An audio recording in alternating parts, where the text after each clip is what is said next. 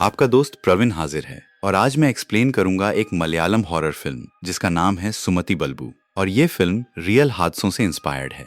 ये एक रोड का नाम है जो कि केरला के मोस्ट हेटेड प्लेसेस में आता है। 1953 की बात है। रास्ते में जो घुमावदार मोड़ है ना, यहीं पर सुमाधि नाम की एक प्रेग्नेंट औरत की हत्या कर दी गई थी उसके लवर के द्वारा। तब से ये मोड़ हेटेड है। कई लोग यहाँ पर अजीबोगरीब एक्सपीरियंस करते हैं। इस मोड़ पर बहुत एक्सीडेंट भी होते हैं जिसके बारे में लोकल्स का कहना है कि इन घटनाओं के पीछे सुमतिथि की आत्मा है। कई लोग तो उसे देखने का दावा भी किए हैं और लोग इस पर इतना बिलीव करते हैं। सुमतिथि के लेजेंड को इतना मानते हैं कि उसके नाम पर इस रोड का नाम तक बढ़ गया है, सुमतिथि बल्लोभू। और इस फिल्म की कहानी इसी भूतिया रोड के पर बेस्ड है। तो फिल्म की कहानी काले नाम के गांव की है जिसकी शुरुआत 1963 से होती है, जहां हम देखते हैं कि कुछ व्यापारी लोग इसी मोड़ पर पहले जंगल के पास ही रुक गए थे क्योंकि रात हो गई थी और लोकल्स का मानना था कि रात में उधर बिल्कुल भी नहीं जाना है। लेकिन एक बूढ़े व्यापारी का बेटा था ना, वो जिद कर रहा था। इसलिए उसके पिता अपने कुल देवता की पूजा करते हैं उनसे अनुमति लेने के लिए कि इस समय उन्हें सुमति मोड़ को पार करना चाहिए कि नहीं।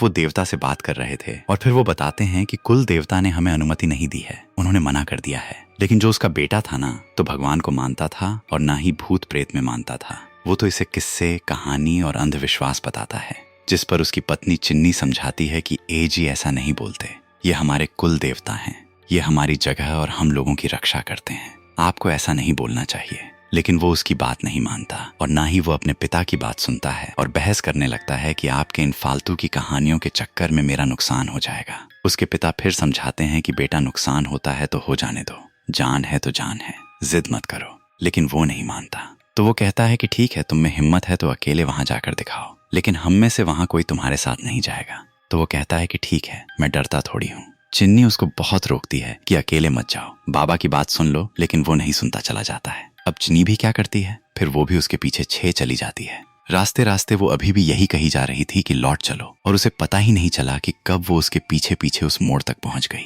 वो तो उसका पति रियलाइज कराया कि हम लोग इस मोड़ पर हैं, देखो, और अभी तक कुछ नहीं हुआ और ना ही कुछ होगा, सब कहानी है और कुछ नहीं, चलो मेरे साथ। फिर वो उसे आगे झरने के पास लेकर जाता है और वहां पर जो नजारा था बहुत सुंदर लग रहा था। अब ये लोग सोच रहे थे कि सब फालतू में यहाँ आने से डरते हैं, इतना ये तो बहुत ही खूबसूरत जगह है। तभी चीनी देखती है कि वहां नीचे कोई औरत चल रही थी। वो अपने पति को बताती है कि देखिए वहां कोई है, जिस पर वो कहता है, अरे वाह, लगता है हमारे जैसे और भी बहादुर लोग हैं यहाँ पर। और मजाक में कहता है, अरे सुनो, उधर मत जाओ। और सब कहते हैं कि उधर भूत है और हंसने लगता है। लेकिन जैसे ही वो औरत पलट कर देखती है ना, उसकी हंसी बंद हो जाती है, क्योंकि वो सुमति ही थी जो कि चिन्नी का रूप ले रखी थी। फिर अगले ही पल उसकी आंखें एकदम से सफेद हो जाती हैं। अब इसके बाद इन दोनों का क्या होता है ये हमें दिखाई नहीं जाता और सीन यहीं पर कट हो जाता है। और अब कहानी यहाँ से सीधा 90 के दौर में शिफ्ट होती है। अब एग्जैक्ट ईयर क्या है ये तो मेंशन नहीं किया गया है, लेकिन सबके ड्रेसेस और वीसीआर कैसेट के चलन से प्रतीत होता है कि 1993 से 1996 के बीच का समय है। तो फिलहाल गांव में एक नए फॉरेस्ट ऑफिसर आते हैं, जिस पर गांव वाले कहते हैं कि सर, आपका पनिशमेंट ट्रांसफर हुआ है क्या, क्योंकि यहाँ कोई अपनी मर्जी से तो नहीं आता।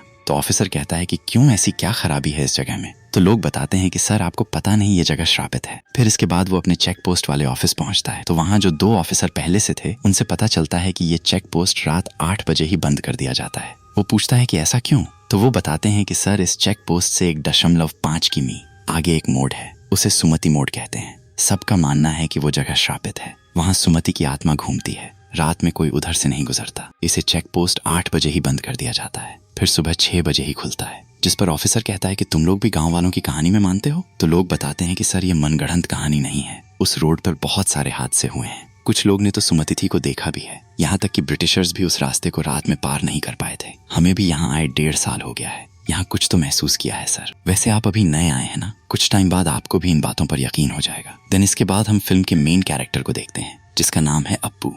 अब अप्पू यहाँ पर 3-4 दोस्तों के साथ एक वीसीआर कैसेट की दुकान चलाता है। अप्पू वैसे तो किसी से डरतावता नहीं है, लेकिन भूत प्रेत से बहुत डरता है, खासकर सुमति से। हालांकि गांव में सुमति से सभी डरते हैं, लेकिन जितना वो डरता है इतना कोई नहीं डरता। मतलब सुमति का नाम सुन के ही वो कांप जाता है। कई बार तो उसकी भांजी अली ही उसकी मौज लेने के लिए सुमति का नाम लेकर उसे डरा देती है। अच्छा, गांव में अप्पू एक और बात के लिए बदनाम था, जिसकी कहानी कुछ ऐसी है कि कुछ साल पहले मालूम नाम की कोई लड़की थी, जिसकी बदरन नाम के लड़के से शादी होने वाली थी। लेकिन शादी से पहले ही वह सुमतिथि मोड़ क्रॉस करके भाग गई थी। अब भागी थी कि नहीं भागी थी, कहाँ गई, किसी को कुछ नहीं पता। लेकिन सबको ये लगता है कि उसे भगाने में अप्पू मदद किया था। उसके जो दोस्त लोग हैं उनको तक यही लगता है। क्योंकि भागने से पहले मालू अप्पू के पास मदद के लिए आई थी, लेकिन अप्पू का कहना है कि वो उसको नहीं भगाया। इसके ऊपर वो जो लड़का था ना भद्र, जिसकी मालू से शादी होने वाली थी, वो तो उस पर ये इल्जाम लगाता है कि अप्पू मालू को मोड़ पर ले जाकर मार दिया है और कहीं गायब कर दिया। और यह बात तो मालू के फौजी भाई के दिमाग में भी डाल दिया है और इस वजह से अप्पू और भदन के बीच 36 का आंकड़ा रहता है। खैर, फिलहाल गांव में एक बड़े फेस्टिवल की तैयारी चल रही थी और ये हर साल होती है, जो कि सुमति की आत्मा को शांत रखने और गांव में सुख शांति बनाए रखने के लिए की जाती है। गांव में चेमन नाम का एक आदमी है, वही सभी रिचुअल्स को करता है। कहते हैं कि उसके माँ बाप भी तांत्रिक थे और उन्हीं से उसके पास ही हुनर है। हम देखते हैं कि चंबन दिन के समय उसी मोड़ पर जाता है जहाँ एक पेड़ पर खूब सारे रिचुअल्स किए हुए थे। उस पर लाल, काली, पीली रंग की पोटलियां लटकाई हुई थी। पेड़ के ठीक सामने एक पुराना त्रिशूल भी खड़ा था, जिसकी नोक पर वो एक नींबू धंसाकर चला जाता है और उसके बाद हम देखते हैं कि उस नींबू से खून निकलता है। दूसरी तरफ फेस्टिवल में सूजा नाम की औरत भी अपनी बेटी को लेकर आती है। अब सूजा की कहानी यह है कि उसके पति ने भदन से ही कर्जा लिया हुआ था, जिसे वो चुका नहीं पाया तो परेशान होकर खुद को ही खत्म कर लिया। फिलहाल सूजा भद्रन के पिक्चर हॉल में काम करती थी, लेकिन अब वो काम छोड़ दी है, जिस पर अप्पू उसे अपनी दुकान पर काम का ऑफर देता है और मान जाती है। फिर इसके बाद फेस्टिवल शुरू होता है, नाच गाना होता है और फिर रात में नाडीस आते हैं, जो कि यहाँ पर खास रिचुअल डांस परफॉर्म करते हैं। ये लोग यहाँ के जंगलों में रहने वाले आदिवासी लोग हैं और इन्हीं के पूर्वजों ने समाधि की शक्तियों को उस मोड़ तक ही बांध दिया था, सीमित कर दिया था, नहीं तो पहले पूरे एरिया को अफेक्ट करती थी। तो रिचुअल डांस के बाद परफॉर्मर सबको तिलक लगाते हैं और चेंबर को एक पोटली देकर कहते हैं कि इसे कल सुबह मोड़ के पास दफना देना। फिर जो ओप्पू के पास तिलक करने आते हैं तो उन्हें कुछ आभास होता है और ओप्पू उसे कहते हैं कि वो आएगी तुझे ढूंढते हुए, जब वो आएगी तो डरना मत। अब इसके बाद हम मुरली नाम के लड़के को देखते हैं, जो कि पास के गांव से यहाँ फेस्टिवल में ढोल बजाने आया था और वो अभी लौटने की बात कर रहा था अभी रात में। लेकिन उसके शिव काका कहते हैं कि बेटा अभी रुक जा, कल सुबह सब एक साथ निकल चलेंगे। लेकिन वो नहीं मानता, कहता है कि कल सुबह ही मेरा अगला शो है, अभी नहीं निकला तो शो छूट जाएगा। शिव काका उसको बहुत समझाए कि बेटा मोड़ पर सुमति का खतरा है, अभी मत जा। लेकिन वो दूसरे गांव का था, उसे लगता था कि ये सब कहानियां हैं। वो नहीं माना और चला गया। तभी रास्ते में उसे लगता है कि कोई उसके पीछे चल रहा है। वो सोचता है कि उसके शिव काका हैं। कहता है अरे आपको तो डर लग रहा था, कैसे आ गए? ये बोलते बोलते वो पलट कर देखता है तो वहां कोई नहीं था और तभी फिर से आवाज आती है और अब वो डर जाता है। फिर वो क्या देखता है कि जमीन पर एक सड़ी हुई लाश पड़ी है, जिस पर हजारों कीड़े रेंग रहे थे और उसके ठीक पीछे कोई एंटिटी खड़ी थी जिसके लंबे लंबे नाखून थे। वो पलट कर देखता है तो वो गायब हो जाती है, लेकिन फिर अगले ही पल वो एकदम से उसके सामने आती है, जिसे देखकर वो जोर से चीखता है और वहीं गिर जाता है। इसी के साथ अप्पू भी चीख पड़ता है अपने घर में। उसकी माँ अगर पूछती है कि बेटा क्या हुआ, अब वो कहता है कि मैंने एक डरावना सपना देखा, जिस पर उसके पिता हर बार की तरह उसकी फिरकी लेते हैं कि अरे यार बड़ा डरपोक आ रही है। उसकी माँ कहती है अरे इसे कुछ मत बोलिए, पूजा में जो हुआ शायद उससे डर गया मेरा बेटा। अब अप्पू के जो पिता थे उनका शादियों का काम था, जैसे शादी का सेट वगैरह लगवाना, खाना वगैरह सब। अब एक आदमी जो सामान लेकर आया था और तभी वो उसे ढोल वाले के बारे में बताता है कि कल जो वो ढोल वाले आए थे ना, उनमें से एक आज सुबह उसी मोड़ के पास बेहोश पड़ा मिला, सर भी फट गया है, उसे अस्पताल लेकर गए हैं। अप्पू के पिता कहते हैं कितनी बार समझाया कि रात में उस रास्ते पर मत जाओ, लेकिन लोग भी ना। फिर इसके बाद गांव में शादी होती है जिससे सभी खुश थे, लेकिन अप्पू का दिल रो रहा था क्योंकि जिस लड़के की शादी थी वो उसकी क्रश थी और उसके सामने वो किसी और की हो रही थी। और बेचारे अप्पू की बदकिस्मती ऐसी कि वो उसी की शादी में खाना बांट रहा था और शादी का अरेंजमेंट सब उसके पिता ही किए थे। इसके ऊपर भदन आ जाता है उसके जले पर नमक छिड़कने। ये लोग उसी ढोल वाले के बारे में बात कर रहे थे। एक आदमी कहता है कि कोई इतना बेवकूफ कैसे हो सकता है, रात में आज तक कोई इस मूड को पार नहीं कर पाया। मिसफर जानबूझकर ओप्पू को सुनाते हुए कहता है लेकिन कोई तो पार किया है और सबको पता है कि कौन और किसके साथ साला कब से सबको झूठ बोलता आ रहा है कि भाग गई, जबकि यही उसको मारकर कहीं गाड़ दिया है। लेकिन सच कब तक छुपेगा, एक दिन तो बाहर आकर ही रहेगा। उसकी बातों से अप्पू को तो गुस्सा आता ही है। उसके दोस्त भी चिढ़ जाते हैं और कहते हैं कि भाई खाने का काम हम इधर संभाल लेंगे, तू जाकर पहले इस कमरे का मुंह तोड़ के आ। बस फिर क्या था, अप्पू उससे लड़ने चला जाता है, लेकिन इसी दौरान गलती से वहां एक लड़की को झापड़ लग जाता है। अप्पू को बहुत खराब लगता है कि अरे मुझसे क्या हो गया, और वो झापड़ इतनी जोर से मारा था कि उस लड़की का पूरा गाल सूज गया था, गर्दन में भी मोच आ गई थी। लड़की का नाम भामा था और इत्तेफाक से ये मालो की ही छोटी बहन थी, जिसे भगाने का इल्जाम अप्पू पर लगा था। इसके घर वाले तो पहले से ही अप्पू से खार खाते थे, खासकर उसके पिता। अब इस इंसिडेंट से उन्हें अप्पू से बदला लेने का एक मौका मिल गया था और वो उस पर पुलिस केस करना चाह रहे थे, लेकिन भामा अप्पू को बचा लेती है, कह देती है कि उसने जानबूझकर नहीं मारा, गलती से लग गया। अब ये बात जब अप्पू को पता लगती है तो उसे और गिल्ट फील होता है कि बेचारी इतनी अच्छी लड़की को मेरी वजह से इतनी चोट लग गई। फिर रात के टाइम कोई जीप लेकर आता है और चेक पोस्ट खोलने के लिए बोलता है। ये लोग सोचते हैं कि ये कौन है यार, इस टाइम चेक पोस्ट खोलने के लिए कह रहा है। फिर वो जाकर उससे बात करते हैं। कहते हैं कि इस टाइम चेक पोस्ट बंद रहता है, सुबह 6 बजे खुलेगा। तो आदमी कहता है कि क्यों, कोर्ट का आर्डर है क्या? इस पर वो लोग कहते हैं कि एक गांव की मान्यता है। तब वो आदमी बताता है कि मैं यहाँ का नया एसआई हूँ, चार्ज लेने आया हूँ, यहाँ की सब मान्यताएं बदल दूंगा, मुझसे बहस मत करो, चुपचाप रास्ता खोलो। फिर वो कुछ नहीं कहते और रास्ता खोल देते हैं। फिर ऐसा ही कहता है कि सुना है यहाँ कोई औरत रहती है, क्या नाम है उसका? तो बताते हैं कि सुमति, और फिर वो सुमति का नाम लेकर उसके बारे में गलत बात बोलता है। ये सब सोचते हैं कि ये तो बड़ा कमीना टाइप का आदमी है, खैर छोड़ो, जा रहा है ना, उधर पता लग जाएगा। फिर ऐसा ही मजे में गाना बजाते हुए उसी रास्ते से जा रहा था, लेकिन जैसे ही वो उस मोड़ पर पहुंचता है, अचानक उसकी जीप बंद हो जाती है। वो सोचता है कि अरे अभी अचानक जीप को क्या हो गया। फिर वो बाहर निकलकर टॉयलेट करने लगता है स्मोक करते हुए। तभी जंगल में उसे एक आदमी दिखाई देता है और वो भी वहां पर स्मोक कर रहा था। एसआई उससे कहता है कि अरे भाई, यहाँ कोई मैकेनिक मिलेगा क्या? जिस पर वो कुछ नहीं बोलता। और फिर अगले ही पल वो आदमी अंधेरे से बाहर आता है। तो उसे देखकर तो एसआई के होश उड़ जाते हैं, क्योंकि वो उसकी तरह ही दिख रहा था, और बोलता है कि क्या कह रहा था सुमति के बारे में। तभी एसआई देखता है कि अचानक जीप में आग लग जाती है और उसका वो कॉपी भी गायब हो जाता है, और फिर वो जलती हुई जीप उसकी तरफ ही आने लगती है और सीन यहीं पर कट हो जाता है। फिर अगले दिन हम देखते हैं कि अप्पू बन कर तैयार होकर अली को स्कूल छोड़ने जा रहा था, क्योंकि वो भामा को पसंद करने लगा था, जो कि अली के स्कूल में ही टीचर थी। उसी को देखने के बहाने वो अली को स्कूल छोड़ने जा रहा था। दूसरी तरफ हम एसआई को देखते हैं, जो कि ठीक था, मतलब कल रात को बच गया था, लेकिन उसकी जो जीप थी वो जल गई थी। अब वैसे तो एसआई सन के टाइप का आदमी था, लेकिन कल रात जो भी हुआ था उससे वो भी डर गया था। उसके ऊपर ये लोग उसके मजे ले रहे थे कि सर हमने तो बोला ही था मत जाइए, लेकिन आप सुने ही नहीं। अब ऐसा ही को गुस्सा तो आता है, लेकिन वो चुप रहता है, क्योंकि गलती उसकी थी, वो यहाँ के लेजेंड को डिसरिस्पेक्ट किया था। अब चेमन को भी ये पता लग गया था, तो वो भी उसका मजाक बनाने आता है, क्योंकि जो इनकी मान्यता का मजाक बनाएगा ये उनका मजाक बनाएंगे। इसी बीच अप्पू अली को लेकर वहां से गुजर रहा था, तो उसे देखकर चेमन कहने लगता है कि अरे देखो देखो, कल एक और बेवकूफ को सुमति थी ने मजा चखा दिया। और इसी से थोड़ी देर के लिए अप्पू डिस्ट्रैक्ट हो जाता है, जिससे वो एसआई से ही टकराने वाला था, और ऐसा ही तो पहले से तपा हुआ था। तो उसे गाली देकर बोलता है कि दिखता नहीं क्या तुझे? तो वो कहता है तमीज से बात कर, बच्ची बैठी है पीछे। अब मामले की गंभीरता को देख दूसरा ऑफिसर बीच बचाव करता है, कहता है कि अरे कैसे बात कर रहा है, ये नए साहब है हमारे, साहब छोड़ दीजिए, हमारे गांव का ही लड़का है। और अप्पू को वहां से भेज देता है कि तुम जाओ, लेकिन ऐसा ही मन में सोच लिया था कि इस लड़के को सबक जरूर सिखाऊंगा। इधर अप्पू अली को स्कूल लेकर जाता है, वहीं पर भामा आती है, जिसे देखकर वो स्माइल करता है। बदले में भामा भी स्माइल कर देती है, लेकिन स्कूल में जो उसका छोटा भाई था ना, उसे अप्पू को देखकर बहुत गुस्सा आ जाता है, और फिर वो स्टेज से उतरकर सीधा अप्पू के सामने जाता है और पूरी ताकत के साथ खींचकर एक जोरदार झापड़ लगा देता है, जिससे अप्पू का पूरा जबड़ा हिल जाता है। वो सोच भी नहीं सकता था कि एक छोटा बच्चा इतनी जोर का झापड़ मार सकता है। दुकान में भी वो जाड़ पकड़कर बैठा था। जब उसके साथ के लोग पूछते हैं तो शर्म के मारे कुछ नहीं बताता, लेकिन तभी स्कूल की एक टीचर आती है, जो कि इनकी रेगुलर कस्टमर थी। वो बता देती है कि क्या हुआ है, और यह भी कि भामा बाहर अप्पू का वेट कर रही है, वो सॉरी कहने आई है। फिर अप्पू भामा से मिलने जाता है। सबसे पहले तो उस दिन के लिए वही सॉरी बोलता है। भामा कहती है कि कोई बात नहीं, इट्स ओके।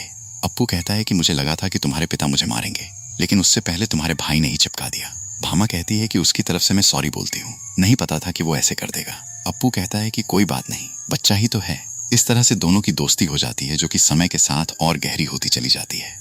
और फिर एक शाम अप्पू अपने साथियों के साथ मोड़ की तरफ जा रहा था, लेकिन ये लोग लेट हो गए थे। तब तक चेक पोस्ट बंद हो गया था। अब इन्हें भूख लगी थी, तो ऑफिसर से पूछते हैं कि खाने वाने का कुछ है?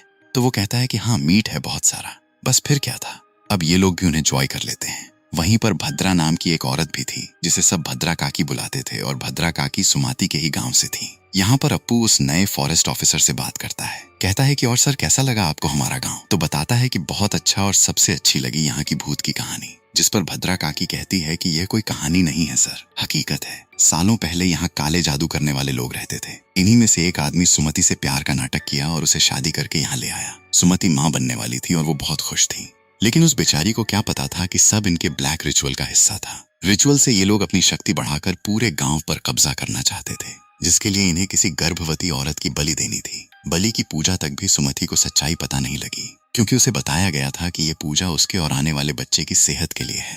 वो बेचारी धोखे में रही, और जब तक सुमतिथि को समझ आया तब तक बहुत देर हो चुकी थी। ये लोग सुमतिथि को बच्चे समेत जिंदा आग में डाल दिए, लेकिन मरते हुए सुमतिथि ने कसम खाई कि वो उन लोगों को बर्बाद कर देगी।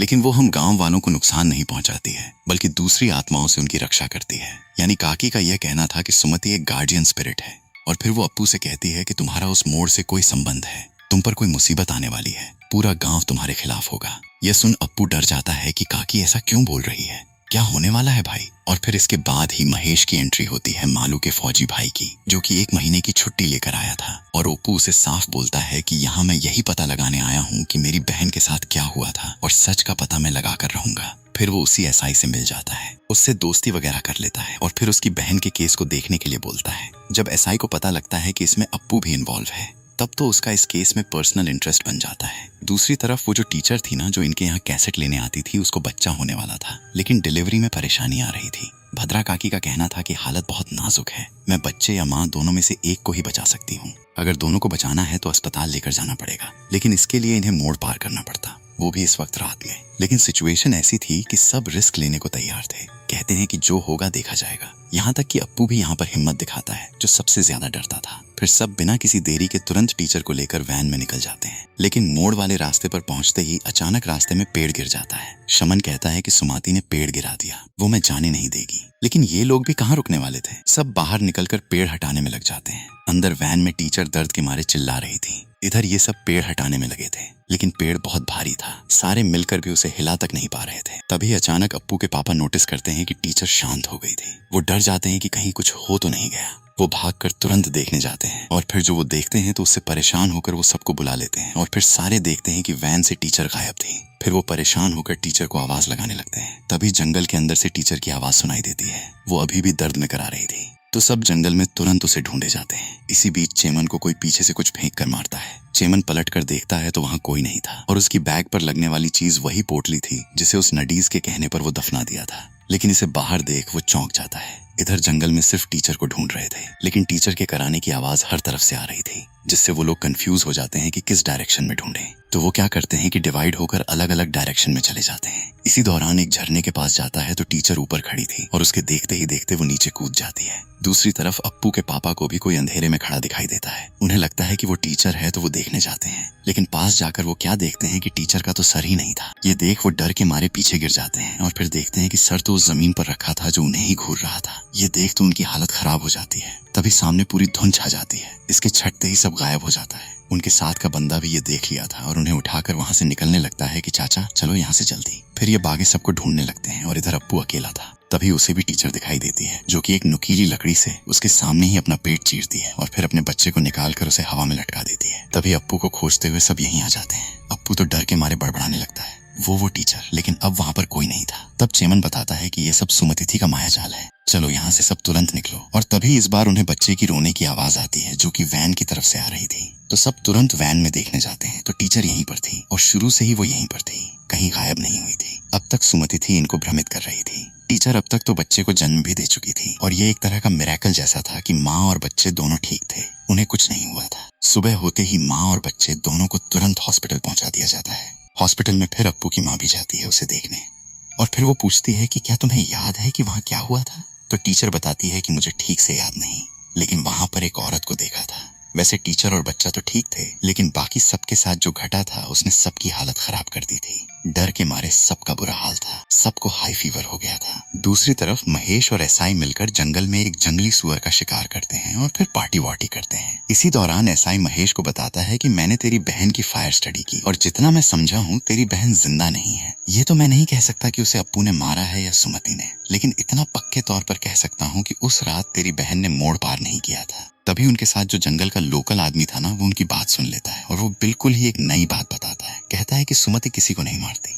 वो बस उस मोड़ से डरा कर भगा देती है, क्योंकि वो नहीं चाहती जो उसके साथ हुआ वो किसी और के साथ हो। वहां पर असल में ब्रह्म राक्षस रहता है, जिसकी उत्पत्ति काफी टाइम पहले अंग्रेजों को हमारे जंगल में आने से रोकने के लिए की गई थी। और सुमति की आत्मा उस मोड़ की गेट कीपर जैसी है, मतलब ना तो वहां किसी को अंदर जाने देती है और ना ही वहां जो शक्ति है, जो ब्रह्म राक्षस है, उसे वहां से बाहर जाने देती है। तो ये बिल्कुल नया सीन है जो ये आदमी बताता है। फिर इन सब के बाद हम देखते हैं कि अब पोस्ट स्कूल जाकर भामो को प्रपोज कर देता है और फिर दोनों साथ में घूम रहे थे। लेकिन इसी बीच ऐसा ही दोनों को साथ में देख लेता है और भामा के भाई यानी अपने दोस्त महेश को यह बता देता है। फिर इसके बाद महेश पूरी फैमिली के साथ अप्पू के घर आता है, अप्पू को चिढ़ाने के लिए। वो ये बताने आया था कि ये लोग भामा का रिश्ता तय कर दिए हैं, वो भी भदन के साथ, और अगले महीने ही शादी है। इसके ऊपर अप्पू के डैड कहते हैं कि आप बेफिक्र रहिए, भामा बिटिया की शादी की जिम्मेदारी मैं लेता हूँ। अब ये सब सुनकर अप्पू का दिल फिर से टूट जाता है। फिर वो खूब पीता है, जिस पर उसका दोस्त सलाह देता है कि भाई एक काम कर, तू उसे भगा कर ले जा। लेकिन चेम्बन तुरंत टोक देता है कि पहले ही एक को भगाने वाला मैटर अभी तक लटका हुआ है, अब एक और को भगाने की बात मत कर। फिर ये लोग कुछ नहीं करते, बस खूब सारा नशा वशा कर लेते हैं और इतना कर लेते हैं कि नशे में सुमति मोड़ पर भी चले जाते हैं। उन्हें कोई होश नहीं आता कि वो लोग क्या कर रहे हैं और वहाँ मोड़ पर ये लोग सुमति को अनाप शनाप बकते हैं। तभी उसके बाद अचानक वहाँ एक धुंध उन्हें घेर लेती है। फिर कुछ अघोरे लोग उन्हें दिखाई देते हैं और उनके ऊपर कुछ फूंक कर उन्हें बेहोश कर देते हैं और अगले दिन सब ऑफिसर को मोड़ पर ही बेहोशी की हालत में मिलते हैं। अब वो लोग कोई अघोरी थे जो उन्हें बचाने आए थे या वो सुमति का ही कोई मायाजाल था। खैर, अब इनके ठीक से होश में आते ही अप्पू दुकान जाता है। उसी वक्त वहाँ पर भद्रन आ जाता है और अप्पू शादी का न्योता मिल गया। अब वहीं पर सूजा और उसकी बेटी भी थी, जिन्हें देखते ही वो चुप हो जाता है और तुरंत वहाँ से चला जाता है। उसको देख सूजा की बेटी घबरा जाती है। अप्पू ये नोटिस कर लेता है और पूछता है कि भाभी क्या बात है। तब सूजा उसको बताती है कि पहले वो भतरंगन के सिनेमा हॉल का काम इसलिए छोड़ी थी क्योंकि भतरंगन के इरादे ठीक नहीं थे। उसकी सूजा पर गंदी नजर थी। एक दिन तो उसके साथ जबरदस्ती करने की भी कोशिश किया था और तो और वो उसकी बेटी पर भी गंदी नियत रखे था, इसलिए वो वहां से काम छोड़ दी थी। फिर अब उस बच्ची से बात करता है, कहता है कि बेटा क्यों रो रही हो, मत रो, तुम्हारे अब्बू चाचा है ना, अब तुम्हें किसी से डरने की जरूरत नहीं है। लेकिन फिर अगले ही दिन सैडली सूजा और उसकी बेटी की लाश पेड़ पर फांसी से लटकी हुई मिलती है। ऐसा ही तो इसे आत्मदाह का केस बताकर केस निपटा रहा था, लेकिन अब वो समझ गया था कि दोनों की हत्या हुई है और कौन किया है ये भी उसे पता था। बस फिर क्या था, वो सीधा भरमंग के पिक्चर हॉल जाता है, टॉर्च मारकर उसे ढूंढता है और पीटता हुआ हॉल से बाहर लेकर आता है और वहां भी दोनों की लड़ाई चलती है। तभी इतने में अप्पू के डैड आकर उसे रोक देते हैं कि अप्पू ये क्या कर रहा है, पागल हो गया क्या तू। अब वो कहता है कि पापा यही है, इसी ने सुझा भाभी और उसकी बेटी को मारा है। तो बद्रन उसके डैड के सामने सीधा बनने लगता है कि देखा अंकल, जिससे शादी करना चाहता था उससे मेरी शादी हो रही है, तू मुझे जानबूझकर फंसा रहा है। तो उसके डैड बोलते हैं कि एक मिनट अप्पू, ये क्या बोल रहा है, भामा और तेरा क्या रिश्ता है। तो बोलता है कि हम एक दूसरे से प्यार करते हैं। इतने में उसके पापा उसे जोर से झापड़ लगा देते हैं और डांटते हैं कि तेरी वजह से पहले वो परिवार इतना कुछ सहा है, अब मैं उस परिवार के साथ कुछ गलत होने नहीं दूंगा। भामा की शादी जिस दिन तय हुई है उसी दिन उसकी शादी करवाऊंगा, कान खोलकर सुन ले। और फिर उनके जाते ही भद्रन अपना असली रंग दिखाता है, खुद कन्फेस करता है कि मैंने ही मारा है, क्योंकि वो मेरी कब्र कभी भी खोद सकती थी, इसलिए रास्ते से हटा दिया। जाकर बोल दे सबको, तेरी बात पर कौन यकीन करता है, मैं भी देखता हूँ। और तब अप्पू को यह भी पता चलता है कि एसआई भी उसके साथ मिला हुआ है, जिससे अप्पू बिल्कुल हेल्पलेस सा हो जाता है कि अब उन दोनों को इंसाफ कैसे दिलवाएगा। ऊपर से जिस लड़की से वो प्यार करता है उसकी शादी सब इस राक्षस से करवाने वाले थे। इसके बीच भामा अपने छोटे भाई से लेटर भी भिजवाती है कि वो उसे भगा ले जाएं, लेकिन उसके डैड वहीं पर खड़े थे, इसलिए अप्पू कुछ भी नहीं करता, जैसे चल रहा था वैसे चलने देता है। वो भामा की शादी में ही किचन का काम संभाल रहा था, लेकिन तभी अचानक ही ग्रह नक्षत्र से बदल जाते हैं।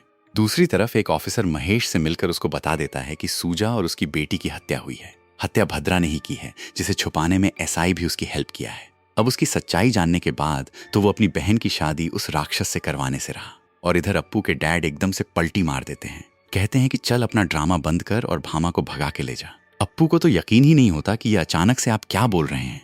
तो असल में उसके डैड अब तक नाटक कर रहे थे, वो तो अपने बेटे की ही साइड पर थे। वो उसे कहते हैं कि मैंने वादा किया था कि भामा की शादी करवाऊंगा, बस फर्क इतना है कि शादी मेरे बेटे के साथ होगी, चल अब जा जल्दी कर। यह सुनकर तो अप्पू खुशी से फूलेने से मारा था, लेकिन यह खुशी चंद भर की ही रहती है, क्योंकि अगले ही पल पता चलता है कि भामा तो पहले ही भाग चुकी है और इसका इल्जाम किस पर लगेगा। ऑब्वियसली अप्पू पर तो उस पर ही लगता है और इसी पर झगड़ा होने लगता है। लेकिन तभी बीच में महेश आकर अप्पू को वहां से निकलने में हेल्प करता है, कहता है कि अब अप्पू तू निकल यहाँ से, बाकी सब मैं देख लूंगा। लेकिन ये देख अप्पू हैरान, अचानक से सब पलटी कैसे मार दे रहे हैं। खैर उसके लिए तो सब सही हो रहा था, फिर वो बिना टाइम वेस्ट किए ही निकल गया। दूसरी तरफ भामा भागकर उसी फॉरेस्ट ऑफिसर के पास आ गई थी और अप्पू का वेट कर रही थी। इधर अप्पू रास्ते में ही था कि अचानक मोड़ से पहले ही डर उस पर हावी हो जाता है। उसे पहले का वो सब याद आने लगता है और वो रुक जाता है वहीं पर। इतने में ही पीछे से भद्रन और ऐसा ही जीप से ठोक कर उसे उड़ा देते हैं। फिर ऐसा ही पत्थर से कुचल कर उसे मारने वाला था, लेकिन भद्रन उसे रोक देता है कि इधर नहीं, मोड़ पर ले जाकर मारेंगे इसको। ऐसा ही मना करता है कि नहीं उधर नहीं, लेकिन भद्रन कहता है कि डरता क्यों है और उसे चाकू देता है कि ये रख और चल। फिर वो बेचारे बेहोश पड़े अप्पू को मोड़ वाले रास्ते पर घसीट कर लेकर जाता है। पीछे पीछे एसआई भी चल देता है और फिर वो अप्पू को मारने ही वाला था कि तभी सुमति उसे हर्ट करने लगती है, कभी उस बच्चे के रूप में तो कभी सुजा के रूप में, जिससे डर कर वो भागने लगता है और ऐसे ही से टकरा जाता है। ऐसा ही बोलता है कि क्या हुआ, तो वो बताता है कि उधर वो सूजा थी वहां पर। ऐसा ही कहता है कि इसलिए बोला था ना मैंने, मत आ इधर। फिर वो वहां से जाने लगते हैं, लेकिन तभी ऐसा ही देखता है कि अप्पू तो जिंदा है रुक इसे जिंदा नहीं छोड़ेंगे। और फिर वो अप्पू का काम तमाम करने जाते हैं, लेकिन अचानक अप्पू फाइट बैक कर देता है और उसमें पता नहीं कहां से एकदम से इतनी जान आ जाती है कि वो अकेला उन दोनों पे भारी पड़ता है। भदन को तो उठाकर ऐसे फेंकता है जैसे खिलौना हो और वो सामने एक पत्थर से टकराता है, जिससे वहीं ऑन द स्पॉट ही वो खत्म हो जाता है। फिर वो एसआई को पकड़ लेता है और यहाँ हमें पता चलता है कि वो अब्बू नहीं था, सुमति थी, जो कि इनके किए की सजा उनको देने आई थी। फिर वो एसआई की गर्दन मरोड़कर उसे भी खत्म कर देती है और फिर धुएं के साथ ही गायब हो जाती है।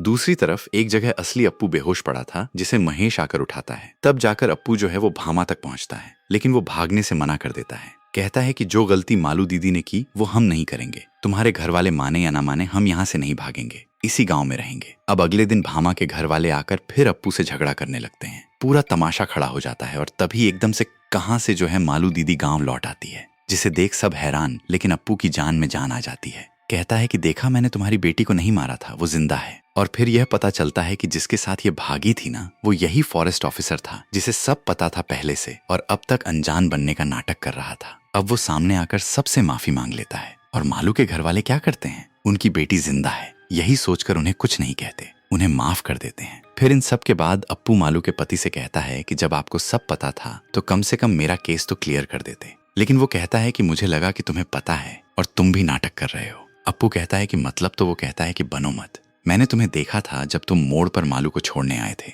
लेकिन असल में वो अप्पू था ही नहीं, वो सुमति थी जो मालू की हेल्प की थी। नहीं तो अप्पू तो इतना डरपोक था, वो वहां कैसे जाता। फिर वो महेश से मिलता है जो कहता है भाई पिछली बातों को भूल जा अब। अप्पू कहता है कि हाँ भाई, कल रात तुम ही ने तो मुझे उस मोड़ पर बचाया था। महेश कहता है कि मैंने, अरे भाई मैं फौज में जरूर हूँ, लेकिन इतनी हिम्मत मुझ में नहीं है जो रात को मोड़ पर चला जाऊं, तुम्हें कोई वहम हुआ होगा। और तब अप्पू को समझ में आता है कि वो महेश नहीं, सुमति ही थी।